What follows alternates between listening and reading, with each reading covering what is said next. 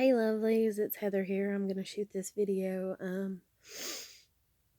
I'm actually trying to do it from my camera so that way it'll upload correctly, because even though I'm supposed to have 5G through Straight Talk now or something, since high speed data's gone off my plan and everything, it's just as normal as it always was for as far as it dragging and being slow and everything. And so I'm just going to shoot this video on my phone and then try to upload it to YouTube, which means I only have about 5 minutes.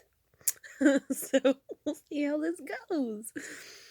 But in my last video, one thing that I want to correct that I said in it is I talked about my cat Salem, and that I got him after another cat that my grandmother had she'd got rid of, and that's actually incorrect. Because she still had that cat whenever I got my first cat, Salem, when I was 11. And so, like, it dawned on me, and I remembered, oh yeah, I took 2 pictures of them together, like the cats together. And so, anyways, though, my grandmother still got rid of that cat. That cat's name was Boots. But I just want to make this video talking about how, basically, I've learned some things, I mean, that's what I hope I do every day.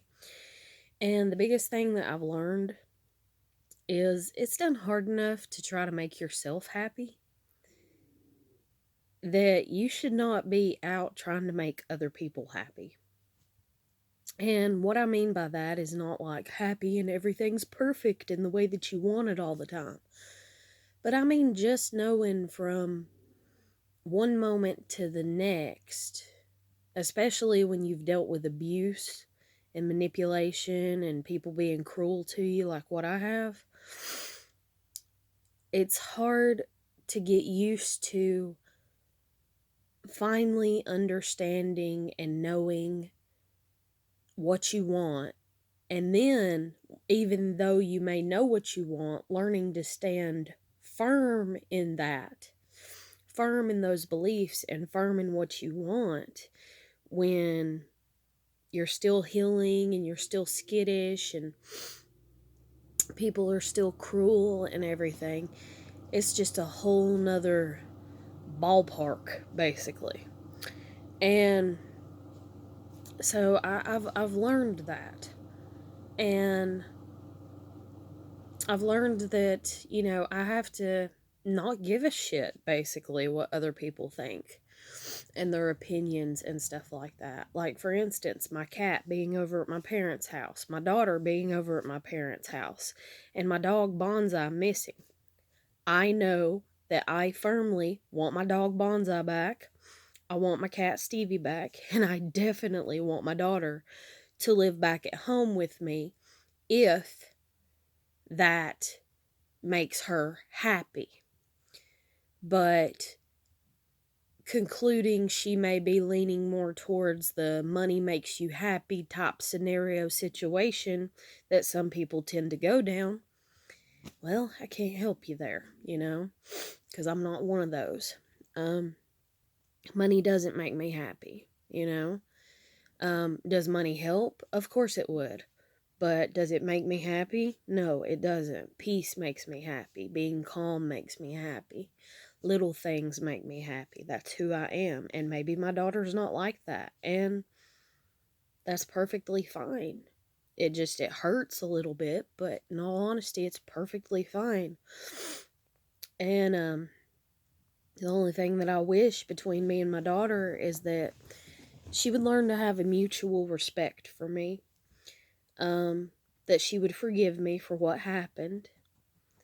That she would even give me the opportunity to ask for forgiveness, which she hasn't given me because she's just very short with her responses and her talking to me, and very like bitter, angry, kind of hateful.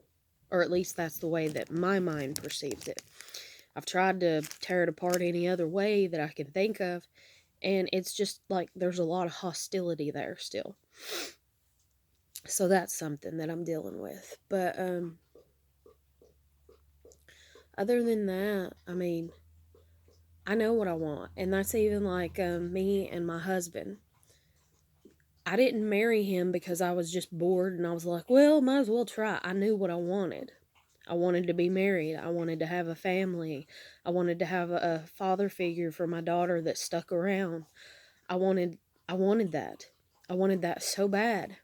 And he didn't. And even though he can't verbally admit to it because he thinks there's shame in it, I guess, or something.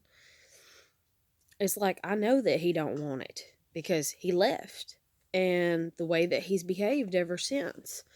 And I've gave it him plenty of times for us to try to talk about things and work through things, and he's just not ready for marriage, or at least not marriage with me and my kid.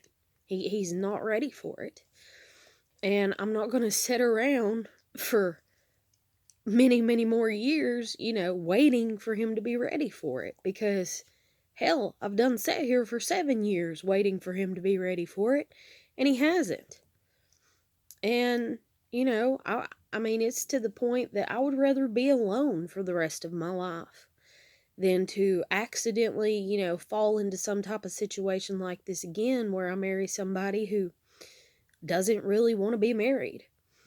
But I know what I want, but it's just the amount of effort that it takes to accomplish it that's a big thing and that's a big hurdle, especially when I've actually accomplished those things, just to have them basically ripped out from underneath me because of naysayers and haters. And so it's hard to keep kind of rebuilding over and over again on the same thing. But I have to end this video here because it's fixing to go out on me. So that's just something that I've learned in the last little bit. And I hope everybody's doing good, staying safe, and everything during the COVID-19 going on and the pandemic and the shutdown. And take care, and I'll catch you later. Bye.